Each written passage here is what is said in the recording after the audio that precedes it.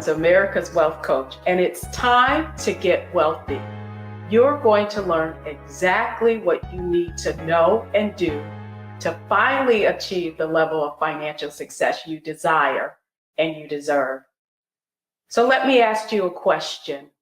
What is your inheritance? Did your family create a financial legacy for you? Well, that's exactly what our topic is about today, legacy wealth. And here's what I want you to know about legacy wealth, or what they don't want you to know about legacy wealth. And that is that wealth building is not taught through your formal education. The truth is that the knowledge of how to build wealth is inherited through a family advisor or someone in your family. And you must also understand that the knowledge of how to build wealth is the most valuable asset of all. And that's why I'm excited to have a conversation today about this topic of legacy wealth. Our guest was someone who got exposed to what it meant to create a financial legacy at a very early age. And I'm excited to introduce her to all of you today. So let's invite Kim Nixon on to Get Wealthy. Kim, really excited to have you today. Thank you so much for having me, Deborah. It's always a pleasure to spend time with you. Well, why I'm really excited to talk to you today is we've had many conversations about this topic. And I think as it relates to creating legacy wealth, just share with our audience a little bit about yourself and what legacy wealth really means to you. Yes. So, Deborah, you know me over many years of working together. And for me, wealth building, specifically in the Black community, is about making sure that we have assets that can last beyond our lifetime. And so much of that is actually beyond the physical asset or the financial asset that you're passing down. So much of that is about knowledge, the way that you just mentioned.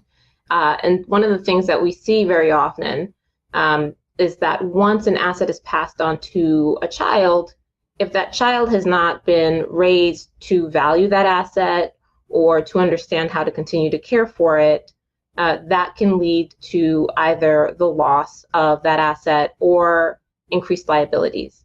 And specifically, I'm talking about real estate. So as you know, I grew up in a house with a father that's a contractor. My mom is a nurse. And we did not have any money. We did not come from money. But my parents instilled in my sister and myself two really important values. The first of which was you can find a way, and a work ethic that is unparalleled, frankly. Sometimes I think it's a little too strong, and I need to learn how to scale it back a bit. But you can make anything happen. And I watched them do it. I watched them work more than two jobs at a time, sometimes, all with that American dream of buying their first home. And that home was not in great repair. And my dad put the time in, and he put a hammer in my hand at a very early age. He didn't have any little boys, and so he just made me his apprentice. And so we got to work on that first property. And then my parents were able to kind of rinse and repeat and do that again. And through that effort, I learned a lot about, number one, the value of the asset that they were leaning into and that they were investing in. I learned the value of sweat equity and what it really meant to be able to use your two hands to get yourself beyond where you are today. And I also learned how you go about creating pockets of opportunity in order to, and sometimes that opportunity does mean more work, in order to get yourself to the point where you can make that investment and you can move yourself beyond the point where you are today to where you are tomorrow. And I want to stop and say really quickly, I completely understand that there are lots of barriers and challenges up against us all. And this is not an easy process. This is not something that happens overnight, but it is a process that if you continue to work on it, you teach yourself, you teach your children what it looks like to make step change. And that is as important as the asset that you're passing on. That's wealth building to me. Absolutely. And the truth is that when it comes to legacy wealth, only 25% of Black Americans even get inherited wealth. And what Kim and what we're going to have a conversation about today is really what that means, and how even though it can put you in a less advantaged position, the whole process and the whole conversation today is really about what you can do. It's just so interesting, Kim. You alluded to the fact that we've known each other for several years, and how we met really was at that time, you were in this significant position at Under Armour, but in spite of that, you invited me in to talk with your colleagues about wealth building because that was really, really important to you. And so my question to you really is, especially as it relates to you being exposed to parents who had these values and were really building a legacy for their family, why was it important for you to also bring other people on along the way? This is my favorite topic.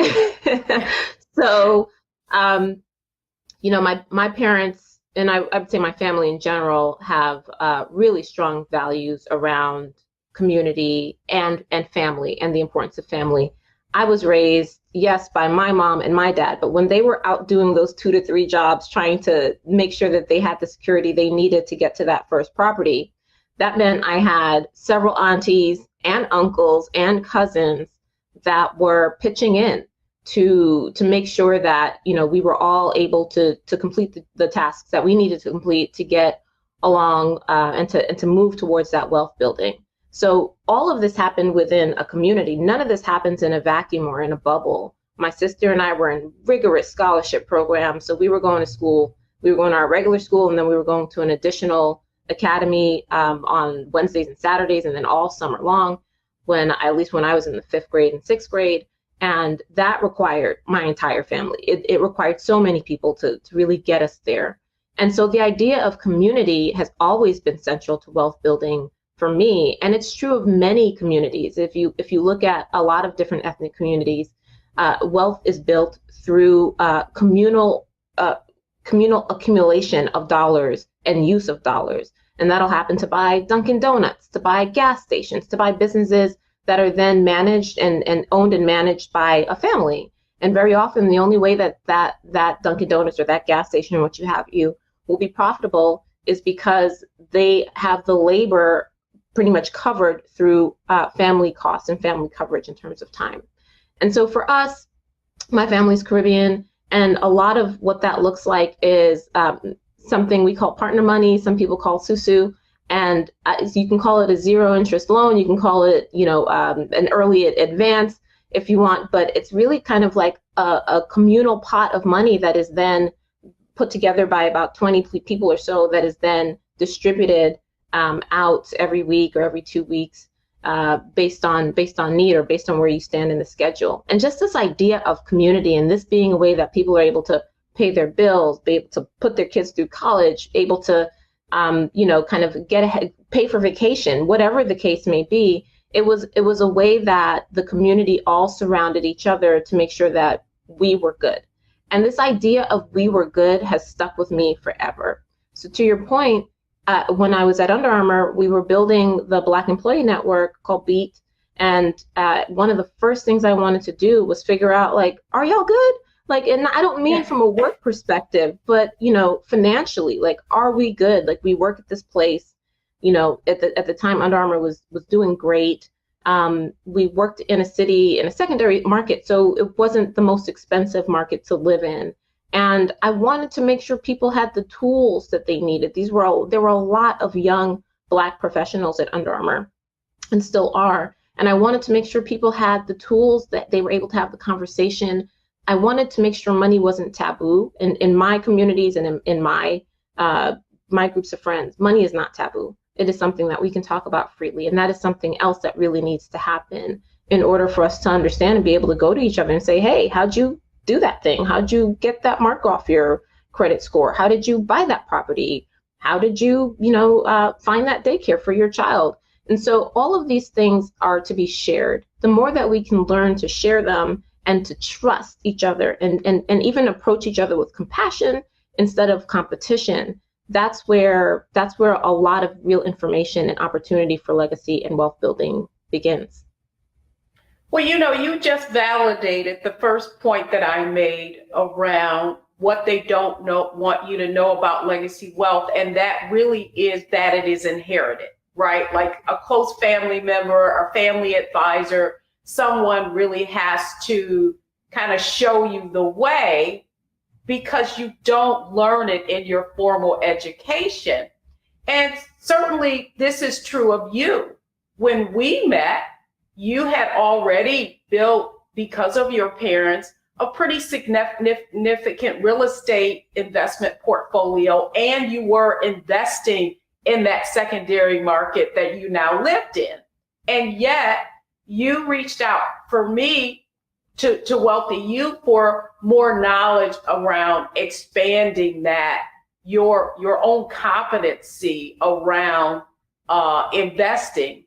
And so when we come back, what I want to ask you about is really why you felt the need to do that. So I want to just talk about, you just talked really eloquently around the power of community and how in so many communities we aren't getting access to that information.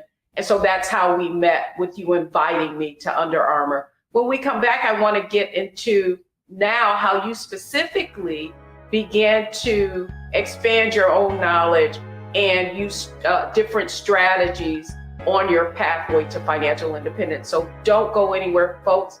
It's Get Wealthy. I'm Deborah Owens, and we'll be right back.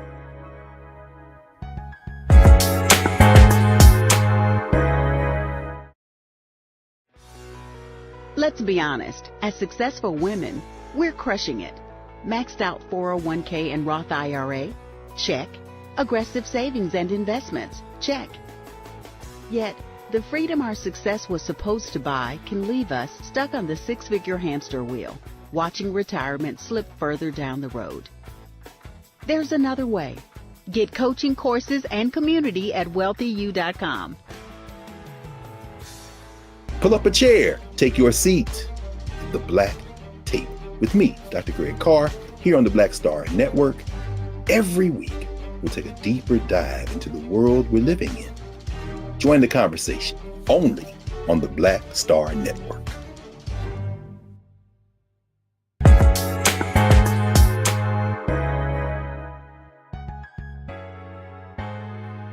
Welcome back. I'm Deborah Owens, America's Wealth Coach, and I'm having a fascinating conversation today about legacy wealth.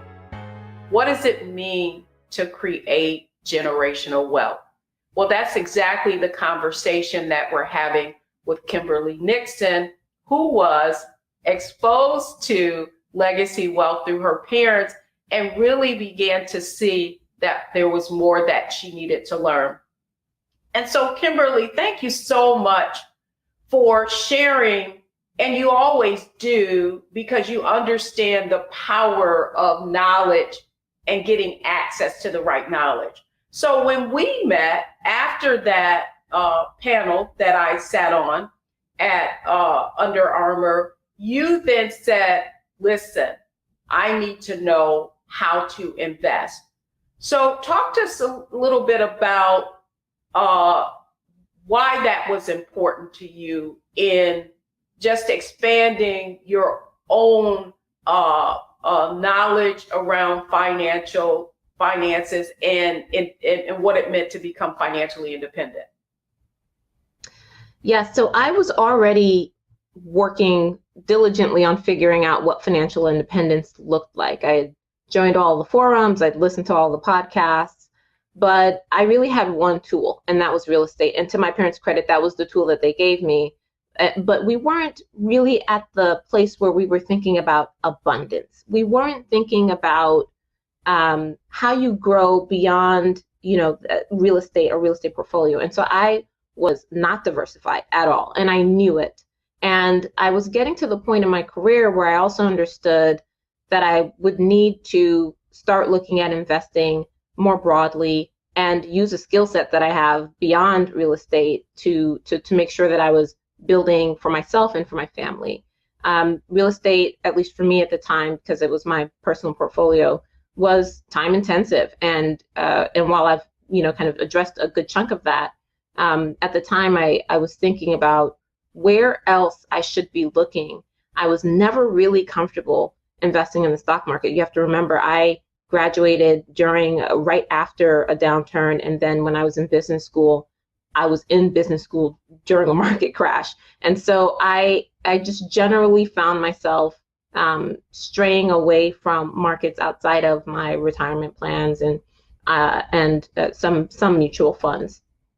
And I wanted to do what I know how to do best from my work, my actual career. I've been a strategist for a very long time, and the basis of that is that you build great frameworks, and that if you can build a great framework, you can then apply that framework to a variety of situations, and that'll help to simplify what could otherwise be complicated. And so the stock market wasn't specifically complicated or intimidating. It just wasn't something that I had a great framework for. And so I really wanted to leverage your expertise and to figure out how I, frankly, work through the mindset challenge that I had more than anything else to start to see this as an opportunity and an asset class for me as well. We worked together over a number of weeks, and you helped me build a tremendous framework that made me more comfortable, made me even want to spend more time doing research, because that was another thing. I was like, if I'm not going to do the research and I don't have the time, then this is not a place that I should be, putting my dollars if I'm going to be uninformed. I don't want to be an uninformed investor. And so you really helped me figure out how much time I needed to spend, what that framework looked like, so that when I did spend time researching, I was doing it in a more organized fashion, that I knew how to use each part of my research for various metrics. And that absolutely helped me think through. I mean, I'm going to be really honest. I wanted to think through how to park money in the stock market so I could buy more real estate. But along the way, I got savvier and really kind of stuck to my diversification goals. And that helped me to be where I am now, where I have more flexibility. I have more control over liquid versus illiquid assets. I have another tool in my belt for how I want to teach my children about wealth building. So they both have, my two sons have their own stock portfolios as well. And I'm, really grateful for the opportunity to take the framework for how to teach your kids about wealth building that was given to me by my parents, and expand that framework to now be about real estate, the stock market, and other parts of investing as well. Well, you said something really interesting. First off, the first thing I want to chat with you about is, listen, sis, you just came out of business school, right? I mean, a very prominent business school. Yeah. And yet, are you telling me that you did not learn about investing while you were in business school? We certainly had all the classes on corporate finance, on how to value a company, on cash flow analysis. We had all of those things. I remember we even went through an exercise where we chose a handful of stocks that we would have invested in, and we would have created a portfolio of our own. So it wasn't that it didn't exist. I was not of the mindset that this was for me. And so all of those things were very time intensive. When I did them in school, that was a whole course. And so when I thought about this from a perspective of a young mother working, managing a real estate portfolio, and figuring out where to put my next dollar, going back to look at my Professor Demoterin textbook and figure out how to invest in the stock market, that was not it was not applicable in the same way. That was an academic and theoretical setting that came with a ton of research and work around it. And so that was my mindset going in, is like, I have to go and pick this up in order to do this thing. And that was not going to happen. So I was really looking to build my own framework that would leverage what I had already learned, leverage the tools and, you know, some of the various ways that you teach others about investing in the stock market. But more than anything, Deborah, I was not in the right mindset for it. And so much of wealth building is about getting yourself to the right mindset. And to me, you know, I very much believe in the highest and best use of the dollar. And to me at the time, I could only see that the highest and best use of the dollar was in real estate for me. And I needed that shift. I needed the perspective shift. And so it was a matter of being at the right time in the right place when I met you. Well, it is interesting that you brought up mindset. And even though you had all this knowledge, and that's what I want our audience to understand, is that this knowledge is inherited. And if you don't have someone to kind of break it down for you, which really is what we do in Wealthy You, is that framework of understanding that you don't have to, you know, be a rocket scientist, right, to figure this out. And it doesn't require all of the detailed research that you may have had in an MBA. You also brought up something else that I wanted to ask you about in terms of strategy. You already had a framework for investing in real estate, and something that you shared within Wealthy You, that process, right?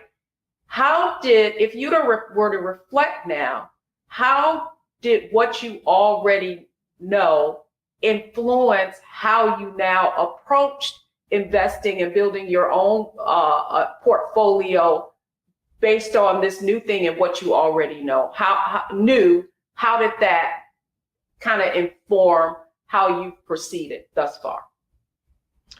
Well, I think there are a handful of pieces or answers to that question. The first is with any new investment, any new investment that you're making, if it's your first time doing it, there's a sense of fear. There's risk involved in all investments, and so there's this exercise that has to happen when, at least for me, where I walk myself through all the risk scenarios, and then what are my 2 to 3 ways of de-risking? What are my mitigations? What are my exit opportunities? And that's something that I started with real estate. And again, this is where my parents were really helpful. I remember when I bought my first property, I was 23, and you know, I was just at the point where I was getting ready to sign that check for escrow. And it was a big amount of money for me at 23. And I remember calling my mom first, and she's like, Kim, it's real estate. The chances of it going to zero overnight are small, and you can sell it. And I called my dad, and my parents live completely separate lives at this point. And so imagine my shock to hear him say the exact same thing. And so, you know, I kind of knew, I was like, these are conversations they were having with each other 20 plus years ago. And so there's this idea that, like, you know, when you're going into anything that feels a little scary, you know, you want to figure out, what are my opportunities for mitigating? And that is an approach I still take in all of my investments at this point, which is, you know, can I afford to lose this money? If I lose it, what's the absolute risk that it poses to me, my family, my lifestyle?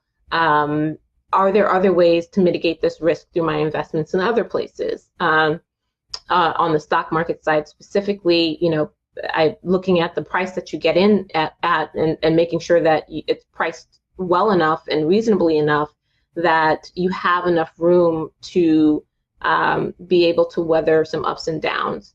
And also, like, how long until you need that money, right? And so the thing that actually made me very comfortable and timing wise made me more comfortable when I started to think about investing in the public market is that I was investing with money I didn't need. And that was part of my financial independence journey, was getting to the point where I didn't need this money. So I was now comfortable taking this risk. And real estate for me had a different purpose. It was a cash flowing asset. And so I needed that money. And so now I was trying to figure out what to do with the money I didn't need. And so I was at a different point in my building cycle, but I was able to apply several of the same tools in terms of demystifying, de-risking, buying at the right price, and then thinking about what opportunities I'll have if this investment actually grows in a positive direction, and what I will need to either be more conservative about if this is not moving in a more positive direction in terms of an investment. Oh, you just described what taking calculated risk is, right? What's my upside? What's my downside? I'm good. Let me make a decision. So when we come back, I want to explore a little bit of not only did you begin to invest in real estate, but you also had this desire to teach other women. So when we could come back, I want to talk a little bit about your motivation behind that. I hope you're enjoying this conversation, because it really is all about legacy wealth, how gaining knowledge from your community or someone else can really influence your success and your ability to take risks. Don't go anywhere, for folks. We're all getting wealthy.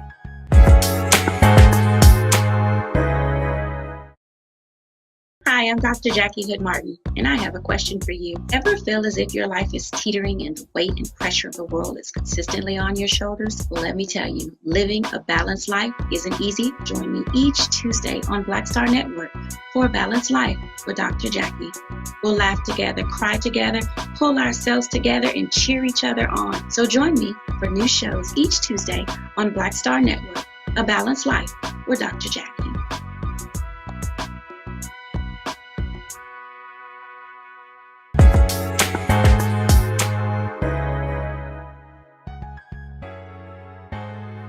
Welcome back, everyone. I'm Deborah Owens, America's Wealth Coach, and today's topic is legacy wealth. And I'm having a conversation with Kimberly Nixon, who had really the great fortune of inheriting the knowledge of how to build wealth from her family as they built their legacy wealth through real estate.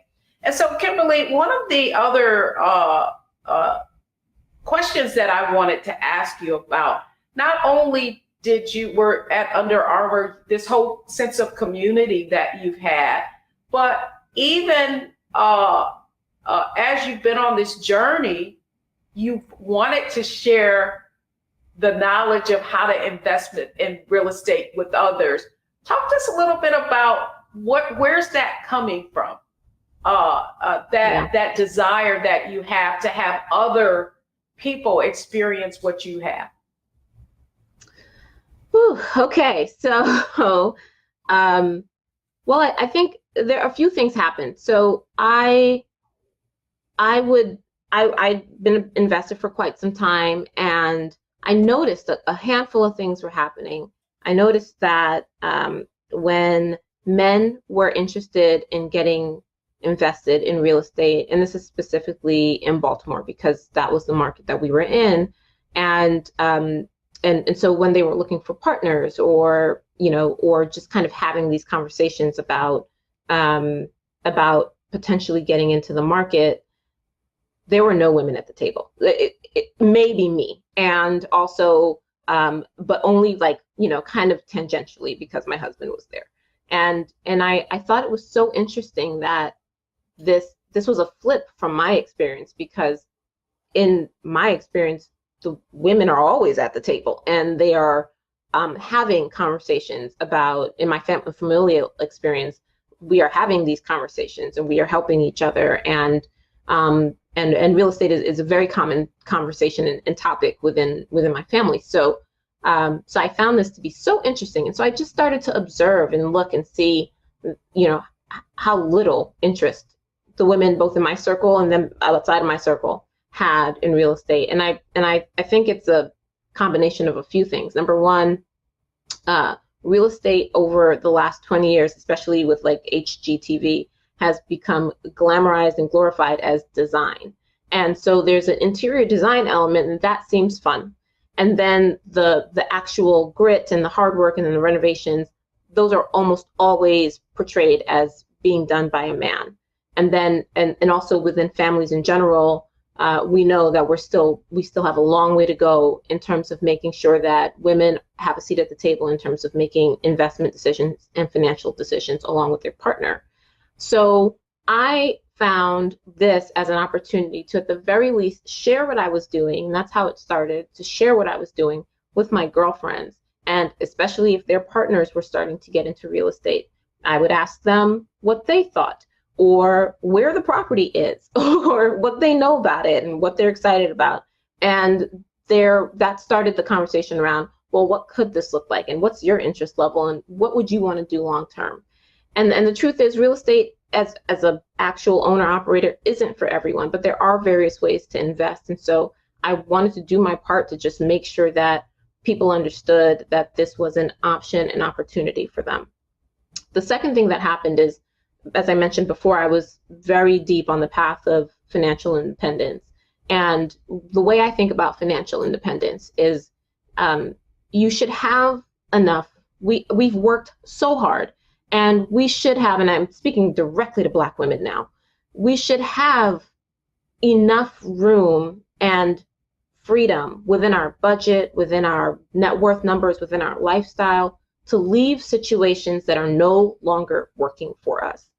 And women, and Black women specifically, I believe, find themselves in situations that are no longer working for us, and they find themselves stuck. And yes, this may happen on the home front, but I'm really talking about at work. And if Ketanji Brown Jackson's hearings and proceedings are indicative of anything, it's the way in which Black women are treated at work, when our work is often either being over scrutinized, or we're being asked to show up with credentials that no one else is being asked to show up with, or we're being asked to do a job that is not our job. And so when that environment no longer serves you, I believe financial freedom and that buffer should be the gap filler until you get to where you need to be. It also gives you a bit of confidence to say what you need to say at work. And sometimes you'll find yourself just needing to raise a hand and say, like, this isn't it. This isn't going to work. The way that I'm being treated, the way I'm being talked to, the way that I'm being asked to work, this isn't going to work. And very often we don't even have the freedom to say those things because we're in fear of losing our jobs. So I wanted to make sure that at the very least, still, I only have one hammer and one nail. I only have one tool at this time, right? So my only tool is real estate. And so I'm like, if this is a tool that I can use to help women and women of color specifically find a path to freedom, I will spend every waking minute that I can teaching you anything I know. And I continue to be on a path to figure out how to create opportunities for investing and for educating for women and women of color specifically, because we deserve this room. We deserve the opportunity to leave situations that do not work. Well, it's interesting. That's such a fascinating perspective, because you also just described the outcome of wealth, right? The outcome is that ability to have financial independence gives you agency in the world. And what I've heard over and over and over in Wealthy You, as women have experienced their financial transformations, it's exactly that I walk differently now. I walk into rooms differently. I now feel like I have a sense of control of my financial destiny. And that is the power to leave a room when it no longer serves you. Man, that in itself, Kim, to me, is worth everything in the world as you relate to what wealth has meant to you. And, the pursuit of wealth is not money itself. Would you agree that the Yes. pursuit of wealth really is that feeling of financial independence that allows you to make choices? And then, and the other thing question I wanted to ask you, I really was fascinated. You are the first woman I have ever coached who actually knew what her number was, for financial independence. And so tell me, how did that mindset, how did that become a part of your overall strategy? I am goal oriented. I need to be working towards something, and it can't be kind of sort of an objective or a goal. It has to be a hard goal. It has to be something that's that I can calculate. It can be so that I can see how close I'm getting to that goal, and I can measure, what actions I've taken that have gotten me closer to whatever that number is, or gotten me further away. And so I always have a number of sorts. And if that's the number of years I want to spend at a place, the number of properties I want to own, I always have a number. So yes, I had I had a financial freedom number, and that method comes from the FIRE community, financial independence, retire early community. Yes. That method comes from there. It's an idea that if you have a portfolio of some size and a net worth of some number, that you would be able to basically live off of the math has been different over the years. And so none of this is financial advice. You can literally just Google financial independence, retire early, and you can find your freedom number or the method for your freedom number. But the idea is that if you can live your lifestyle off of 3 to 4% of that freedom number on an annual basis, that your portfolio should generate enough of a return within that same year and same period of time that you won't really see any erosion or loss in terms of your actual net worth number. And so I calculated what that number, as soon as I found the frameworks, right? Because I love a framework. Exactly. As soon as I found the framework, oh man, it was on. I was like, okay, here's the number I need to get to. And there are two parts to this. There's, yes, how large your portfolio needs to be, but the other part to this is like, what do you actually need to live on? Because the smaller that number is for what you need to live on, the smaller your net worth number needs to be. And so I'm not telling anybody to go say they're going to live off $15,000 a year or anything of that nature. But, I kind of figured out what I needed. And to your point, wealth building is much less about, for me anyway, flashy cars or anything of that we kind of we culturally associate with wealth. It's about how long can I live freely off of my portfolio, and that nothing gives you more wealth than freedom of your time. There is not a single shoe, bag, car, or vacation that you can buy that is more valuable than actually being able to own 100% of your time. And so once you've gotten to the point where you've got this freedom number, and now you can decide, even at that number, you can decide, I'm going to continue to work. That's my decision, but you're going to walk differently in that place, and you're going to have boundaries and guardrails that you may not have otherwise had. And those are things that are very difficult for me, were boundaries and guardrails. And so you can walk into that place of work differently. You can decide to take a risk and start your own business. You could decide to take a risk and buy real estate. You can decide to take time off and spend it with your kids. One of the things that I knew from an early age was that I wanted to be able to spend a significant amount of time with my kids during their summers.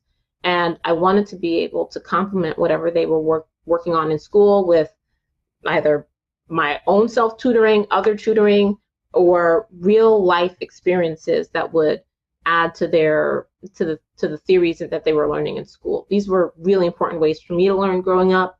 And so I was able to kind of write in my journal exactly, tangibly, what and quantifiably what I wanted to be able to do with this free time, and what number I needed in order to get there, what kind of lifestyle I wanted to live, and what I needed to raise 2 children at this level of lifestyle. And once I was able to calculate that, it was revised several times. We're talking about years, right? So talking through all of that, figuring out what I was going to do with this freedom was really important because that keeps you on the track. And the last piece of that net worth number is you've got to get your debt down. And so, that was another big part of my goal and goal setting, was to make sure that I wasn't accruing and incurring more debt, because that was going to get me further and further away from my goal. And so I made some lifestyle changes and decisions over the last 10 years, and that's helped me get to my freedom number. And I do want to, so when we come back, and you've really touched on a lot of your strategy, knowing your number, diversifying outside of just real estate. When we come back, I want to talk to you about now that you were able to implement some of these strategies, what's next for you. So don't go anywhere first, folks. When we come back, we're going to talk a little bit with Kimberly about how making all of these decisions and really having the benefit of that knowledge of how to create legacy wealth has informed her as she moves beyond, and further in her career. So don't go anywhere, folks. We'll be right back.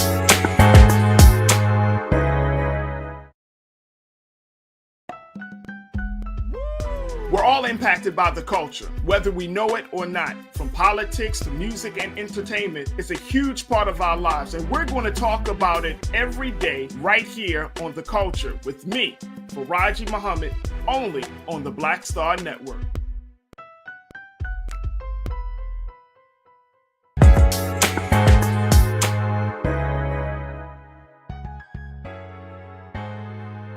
Welcome back, everyone. I'm Deborah Owens, America's Wealth Coach, and this has been a fascinating conversation with Kimberly Nixon, a real estate investor, investing in stock and branching out into other things. And Kimberly, that's what I want to talk a little with you about with you now. So you went on in your career, you left Under Armour, you've been in some other roles. Talk to us a little bit about how accruing this level of building wealth, right, has now influenced new things, if you will, that you've decided to do. Yeah, so once I left Under Armour, I went to a PE-backed, a private equity-backed company. And I will never forget, I was sitting in a boardroom, I was sitting in a board meeting with the members from that private equity firm. And I had just moved back to the States from Panama. We lived in Panama for a little while. And I was explaining to them how much I loved Panama and wanted to make it part of my retirement plan by buying a farm or something. I was making light of the situation, but there's some arbitrary rule about buying a farm and citizenship in Panama. And so I was making light of that situation. And the gentleman to the left of me said, yeah, I love Panama. We just sold our property there because we weren't getting down there enough, and so on and so forth. And I just, I looked at that dynamic. I'm in this room to present my budget for the year and talk through my plans for revenue and what have you. And this gentleman is here to approve that budget and my revenue plan. And also, I'm making a joke about retirement, and he's got my whole retirement already. He had it and sold it. And I will never forget. I went home that night and I told my husband, I'm on the wrong side of the table. I'm doing this wrong. I'm hustling backwards. And so I had a new goal. And so I had to figure out what it was going to look like for me to get, we just talked about investing in public markets, to get into private markets. So I left that role and went to a venture-backed company a couple of years later, very similarly, early stage, but very similarly, the folks that I was in a boardroom, I was still on the operator side of the table. And again, I'm looking at the other side of the table. And this time I was smart enough to tell them when I joined, I'm trying to get to your side of the table. So I'm joining because I want to get to your side of the table. And they were incredibly gracious and open, and allowed me to, kind of follow along the process of what it looks like to be in venture capital. And, I was responsible for a lot of fundraising for our actual company. And so when I left at the end of 2020, I started to do some consulting and advisory work. I had enough freedom to decide that I didn't want to go back to a full-time job, because I needed the time to figure out how I was going to break into venture. And so I advised a handful of startups. I consulted for a couple of larger brands. And then at the beginning of 2022, launched my venture capital firm and fund called Open Venture Capital. And very similarly, it's a small fund. It's a $10 million fund, but I started at the $10 million number because you can have more investors, more seats within a smaller fund. And I'm trying to get as many women and women of color on my cap table. And I'm trying to get as many women and women of color to get invested. And again, I'm a very, very zero pressure individual, because I'm not in a position where I need you to do these things. I would love for you to do these things. I want you to come to meetings, to listen to me speak, to hear me pitch, to ask questions. And if you choose not to invest, that's completely up to you. But you will be so much better off for the time spent. And Deborah, as you know, I've done this on the real estate side. When I've invested in other real estate developers, I have invited groups of women to just sit and on a Zoom call with me and that developer to just listen to the types of questions I ask, to ask their own questions, to get more familiar with the project, to see how I think about risk. And this is what I'm talking about just making the space. I'm just trying to make space where space has never been made. I mean, especially in private markets, in private funds, there's a lot of opacity in terms of what is happening. Whose money is this? Where is it getting raised? Where is it going? And because we're so busy head down at work, trying to make sure that we, can put food on the table, not having enough freedom to get out of situations that are dead end for us, we can't pick our heads up long enough to think about something as opaque and far away and mysterious as venture capital. And so my goal is to make that less mysterious. There's nothing mysterious about it. It's taking a sum of money, it's putting it with a fund manager, it's making sure that that fund manager knows what they're doing. And you should ask that fund manager, do you know what you're doing? And you can look for track record, you can look for experience, you can look for. But it's the same thing, right? Yes. Right. I mean, what I want our audience to understand is that is what wealth is. It's a framework, right? It's not the product, it's the process. That's right. And so what you're really just looking at your journey from real estate investor to learning how to invest and build a portfolio, and now venture capital. That's what makes it so possible. So Kim, I just want to really, really thank you for sharing your legacy wealth, sharing in this legacy wealth conversation and being so transparent about it. But clearly you're not finished yet. I'm not done yet. That's the exciting part. I love it. I love it. I love it. So thanks so much, Kimberly Nixon, for showing us how to get wealthy and the journey to creating legacy wealth. And so when we come back, I just want to go over. Now it's time for analyze, optimize, maximize. So if you think about Kim's journey, what you see that it really all came down to her having the ability to analyze. And through that, she used a framework, whether it was investing in real estate and being able to apply a similar framework to investing in stocks and now venture capital. And in terms of her strategy, is at every step understanding that when she needed to know more because she wanted to diversify or do more, actually putting herself in a position and asking for some help from someone who already had that expertise, and then maximizing, understanding that her real motivation really was to get to that financial independence number so that she would have the freedom to take risk and venture out into new opportunities. And so when we come back, I just want to share with you the 3 takeaways that I want you to have from today's show on Legacy Wealth.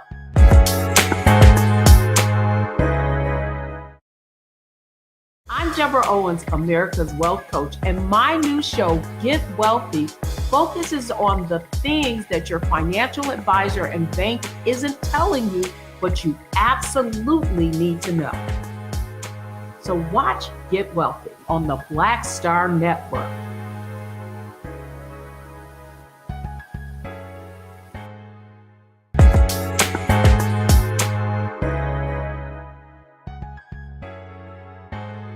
Welcome back, everyone. I'm Deborah Owens, America's Wealth Coach, and I hope you enjoyed this conversation around legacy wealth.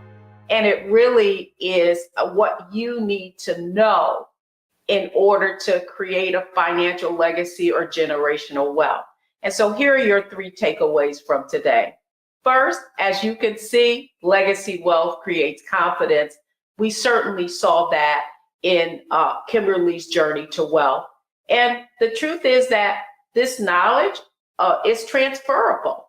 Her parents were able to transfer that knowledge to her, and she, like so many other women, want to see other women, Black women, succeed. And so she's transferring those skills to others. And then finally, that the goal is generational wealth, because that is true freedom. Thanks so much for joining us on Get Wealthy. I'm Deborah Owens, America's Wealth Coach. I can't wait for you to join us on another episode of Get Wealthy.